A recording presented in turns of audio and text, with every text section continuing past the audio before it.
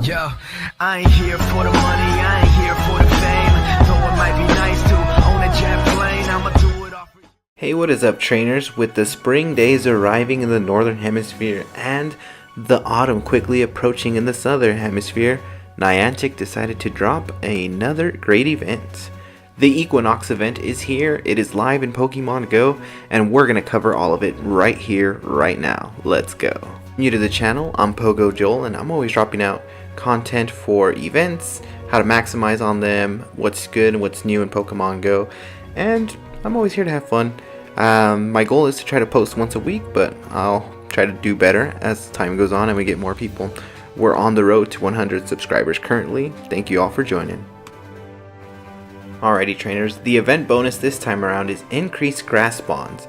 Grass Pokemon will appear more frequently in the wild. We also do have Lunatone and Solrock switching hemispheres, and their shiny variants are introduced for the first time in Pokemon Go. We also have new grass themed raid bosses and some new field research that we can go over. Alrighty, trainers, and Lunatone and Solrock will be switching hemispheres again. This is only the second time that's ever happened. So in Europe, Asia, and Australia, you will be getting Lunatone, and if you are in the Americas, Greenland, or Africa, you will be getting Solrock. These two are switching back to where they originally began when they first were introduced, and now this time they'll be a shiny variant. And on your screen, for the Americas, Greenland, and Africa, you have a chance to get a shiny Solrock. They will be spawning throughout the day, so good luck. Try to get one if you can. If you see them right now during this time, they should be in increased spawns as well. Usually with the events they are, but you will have your time to get this. It'll probably be a long while, maybe even the next Equinox event before they switch again. And here's a better look at Lunatone. If you're in Europe, Asia, or Australia, you have a chance at a shiny Lunatone. I believe they do start spawning somewhere around 6:30 when the time in the game changes to nighttime, and they spawn all the way up until I want to say about 8 in the morning. I've seen them out that late here in my area when it was around. You do have a good chance to get one of these at the nighttime.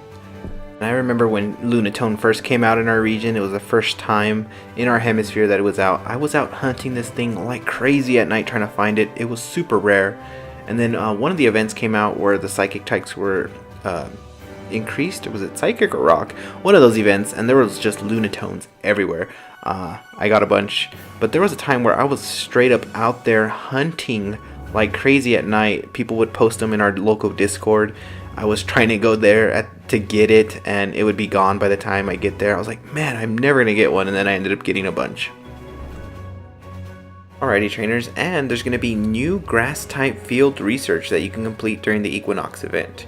So for the first new one that's introduced, it's catch 10 grass type Pokemon for 1,000 Stardust.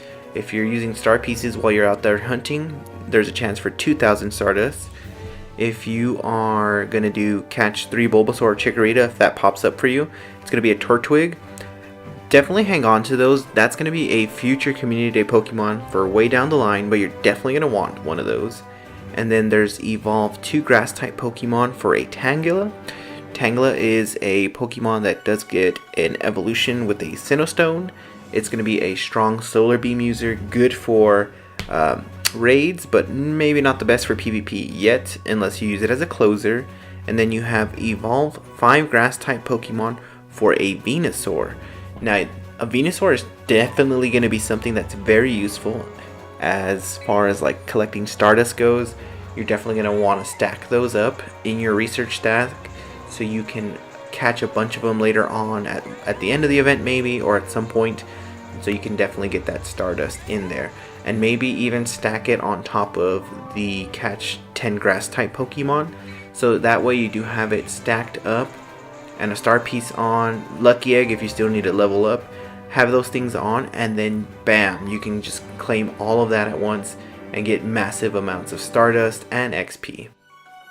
Shiny hunters out there, we do have, in addition to Lunatone and Solrock shinies being added to the game, Bulbasaur, who had a community day a while back. If you do get a shiny, I'd suggest hang on to it. You never know when Niantic might do something crazy again.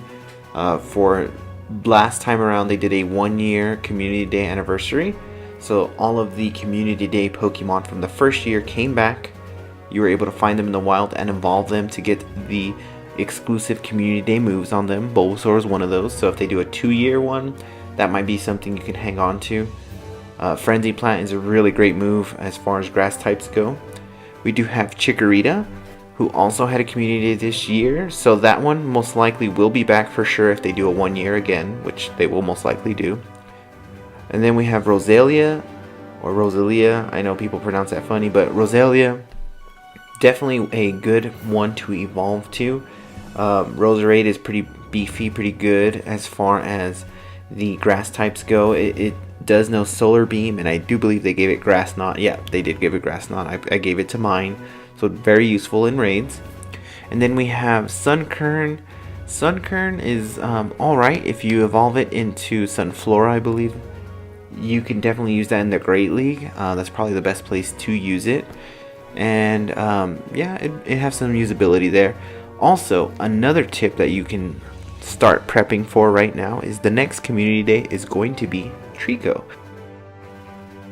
With the Equinox event lasting till March 26th, and Community Day starting on March 23rd, that means the events are going to overlap. It's going to be pretty awesome. So for that Community Day, the featured Pokemon is Trico. Trico is spawning right now in the wild during this event. Catch a bunch of those, trade them with friends if they're not good, try to re-roll them, try to get luckies. This is definitely a Pokemon you're going to want to start prepping for. Trico's an amazing Pokemon. It's already fast when it's Sceptile. Its attack is so fast with the moves that it has, and it'll be very interesting to see what move they give it during Community Day. At the time of making this, there currently isn't a move announced, so it'll be interesting. They could give it Frenzy Plant, they could give it its own new move, or they could even give it a Dragon move because it does get a Mega Evolution. So that'll be fun. We'll see what we get, but definitely start catching them now, start trading them now, and maybe you'll get some lucky ones. Also, if you need it now, you can give them pineapple berries, and then we can get more candy for them. This is all going to help you prep for that, and then hopefully this means a very high increased spawn rate during Community Day, which increases our chances of getting those shiny Pokemon. So let's get that Trico. Here's another master tip: Tortwig prep. Tortwig will get a Community Day in the future, and you can start prepping now. With these increased grass spawns, you can go out there and get Tortwig.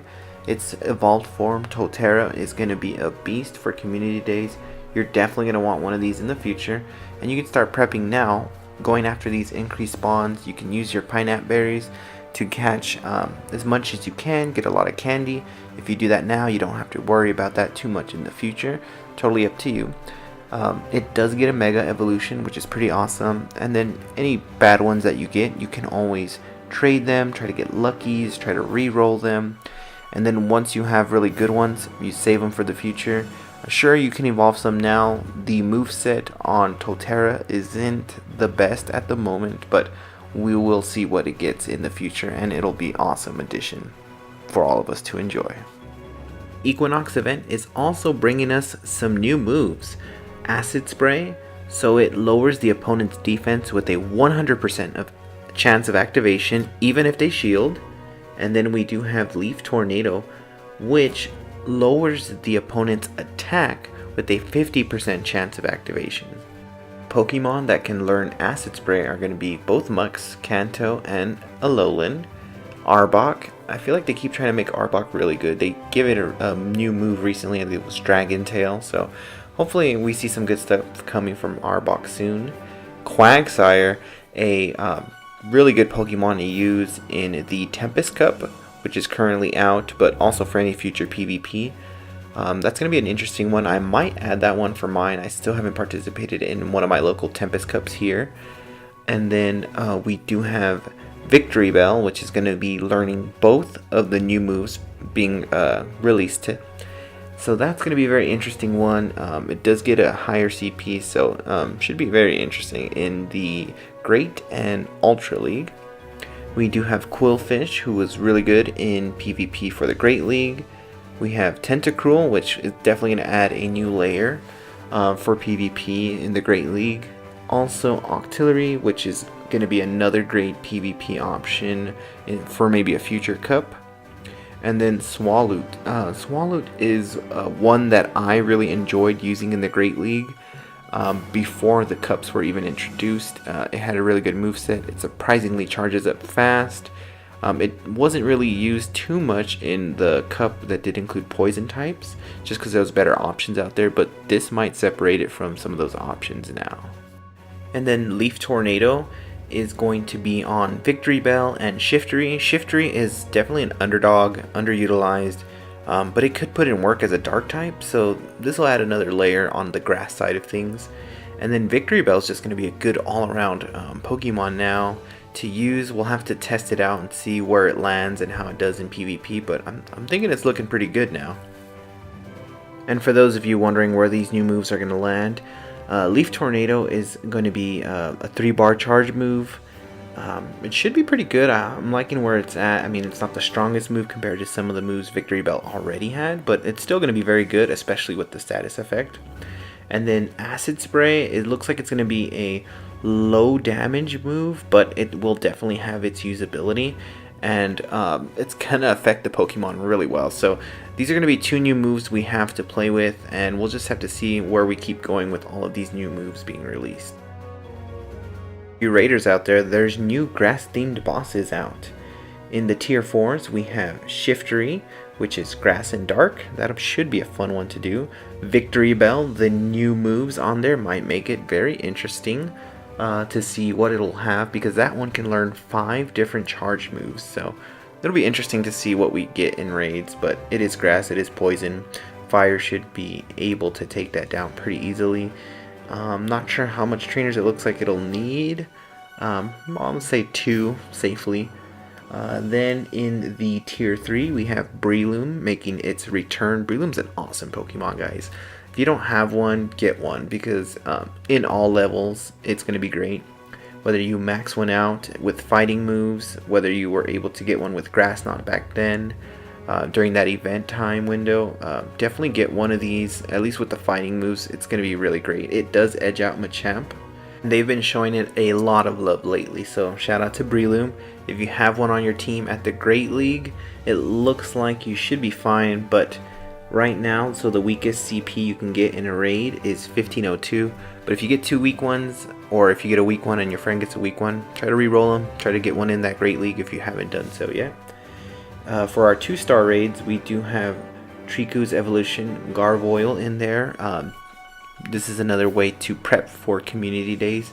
Catch these, and then if they're not good, trade them with a friend and try to re-roll them. If they're not good after that, transfer them, you get more candy.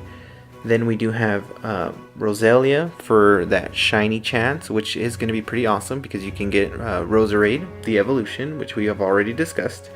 And in our tier 1s, we do have Cacnea. I believe I'm pronouncing that somewhat correct, I hope. But its evolution is actually pretty good in the Great League, so keep an eye out for that. The evolution is dark and grass. And then Lotad, I know that's not super available for a lot of people. It only really spawns here in my area during the rain. So when that comes out, people are usually out hunting, trying to get the candy for that. And then Sunkern for that shiny chance. Sunflora is good in the Great League. And then Chikorita, shiny chance, also makes its way back in there. I'm surprised Bulbasaur didn't make it in there. And I'm actually super disappointed that they didn't bring back Lunatone and Solrock in the raids during this time frame. It would have made sense, also giving people another opportunity to get a shiny. But who knows, look out for that in the future, maybe with a rock event or an adventure event. But that was one I was pretty surprised didn't pop up. Now, our expectations versus the actual event. A lot of us were expecting Shiny Oddish to make an appearance, since they did use it in all of the marketing materials for the Equinox event. At the time of this recording, it is not out, it has not been released, and we were expecting some more grass shinies possibly, not Lunatone and Solrock, who are not even grass type Pokemon. You know, we're just saying. A lot of people also assumed that Leafeon would make its appearance for the first time in Pokemon Go, and that still hasn't happened yet. Who knows when we'll get them, but we'll see what happens. I mean, this event is going to last for a while. Remember, it's going to last until March 26th, so there's plenty of time for Niantic to throw in some surprises for us. You never know. I wouldn't count them out. They do listen to the community a lot more now than they have ever before. So maybe something exciting will happen, maybe not. We'll see. Alright trainers, if you found any of this content helpful, please drop a like, subscribe. It all really does help and keeps me going. Also, if you catch any shinies during the Equinox event, let me know down in the comment section. I really want to hear from you guys. Thank you guys. Have a good one, and until next time trainers, gotta catch 'em all.